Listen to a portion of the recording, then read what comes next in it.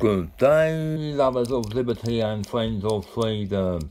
There, that's right, it's your good old pal, Pausplains here. Back with another special episode of Pausplains. There, that was. If you've been following my story, you will have seen we did a big called against referendum. And that was you decided, so today I'm still going to be explaining the Great Reset. The Great Reset is a new idea that has come here to prominence recently. People have described it in various different ways, such as just like a PR campaign for the World Economic Forum. It's like a plot to install a global biosecurity police state. Some right-wing commentators have described it as eco-Marxist, anti-capitalist, UN agenda in lockstep with the World Economic Forum, supported by left-wing lovies like Prince Charles. Yeah, because Prince Charles is a massive commie, line. Anyway, we're going to try and get to the bottom of it all with today's Pausplains. Okay, so one thing that we can be very sure of is the coronavirus. Actually, it's more like the government's response to the virus. That while the coronavirus pandemic has actually caused these economies to put its back out. That was, we've seen political leaders from right across the world saying, Build back better. Build back better plan. Build Canada back better. Build back better from the COVID crisis. And build back better.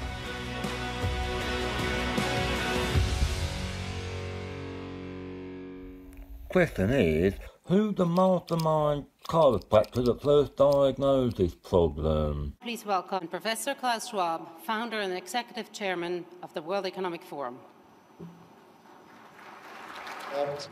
We need a great reset. Yes, that was Santa's clean-shaven twin, and all the L's at the World Economic Forum have diagnosed the economy's bad back and prescribed the treatment of the Great Reset. What is the Great Reset, Paul? That's what I'm trying to get Paul explained. Okay, so let's have a little dip into the conversations with the L's from the World Economic Forum. See if we can find that.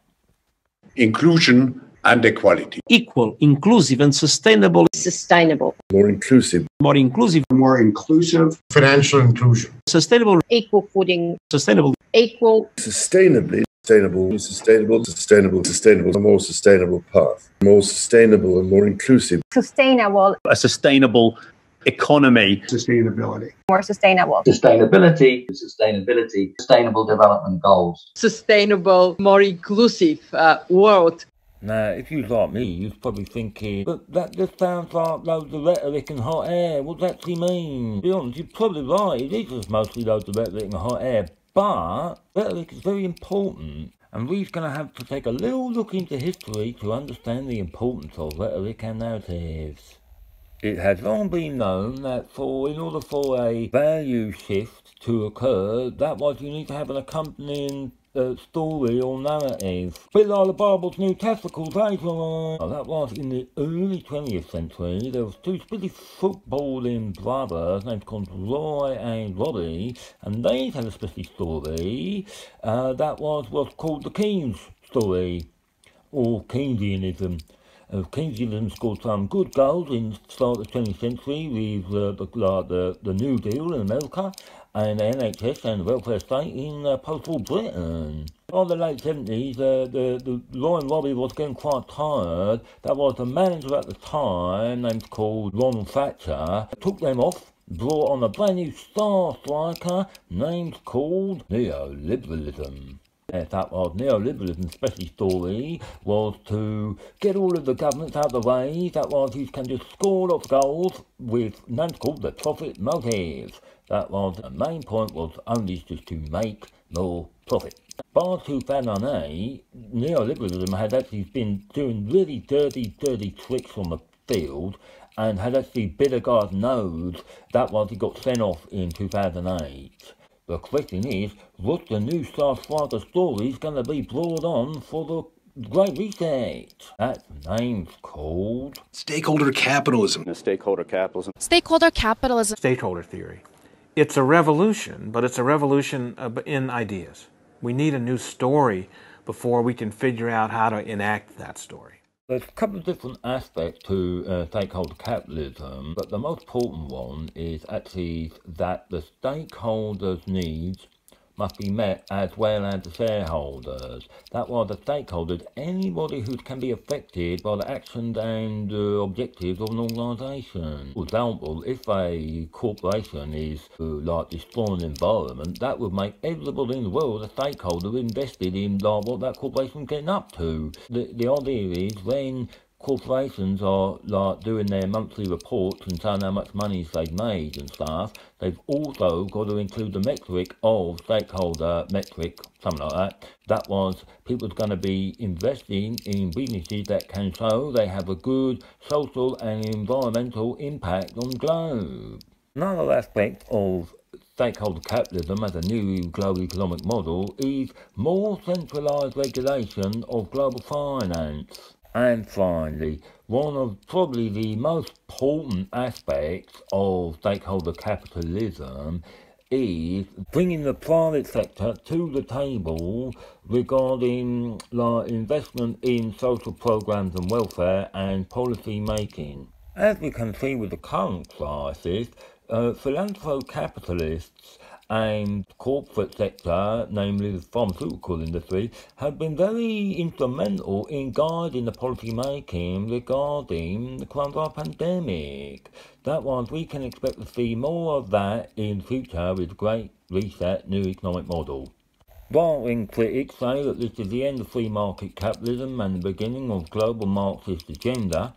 Left-wing critics might say that this is purely cosmetic PR makeover for capitalism and does nothing to address the innate inequalities of global capitalism.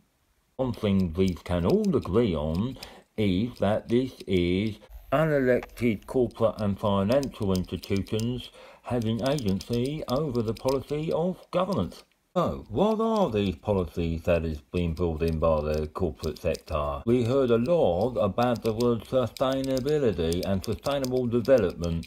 That was a big focus on the economy after the Great Reset is going to be being green. One way they are doing that in this kind of big world of money and corporations is things like carbon credits and carbon offsetting. Some critics suggest that this is just another way to marketise and monetise the problem of climate change with carbon and does very little to address the very real other aspects of the ecological crisis, namely pollution and plastics in the sea and other aspects of what we're going to call the Holocene extinction. I'm not going to talk much about like the green stuff because I think you probably all mostly know about that kind of stuff anyway, but there's another very important aspect to like Klaus Schwab's vision for the future after the Great Reset and stuff.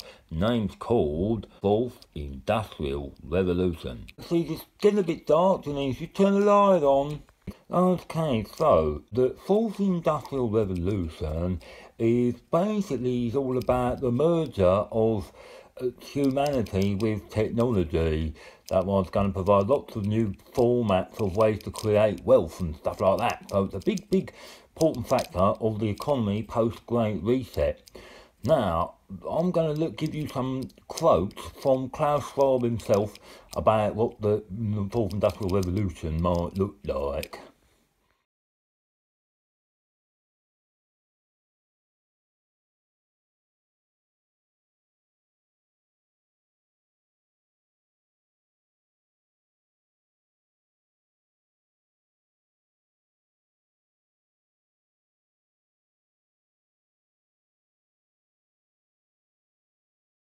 So, it seems that Klaus's vision for the future involves redefining what it is to be human.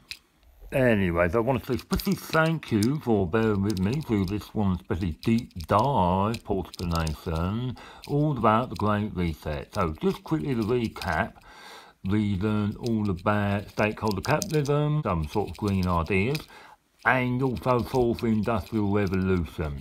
So, what the Great Reset is definitely not is a Great Rewind Mars Selector.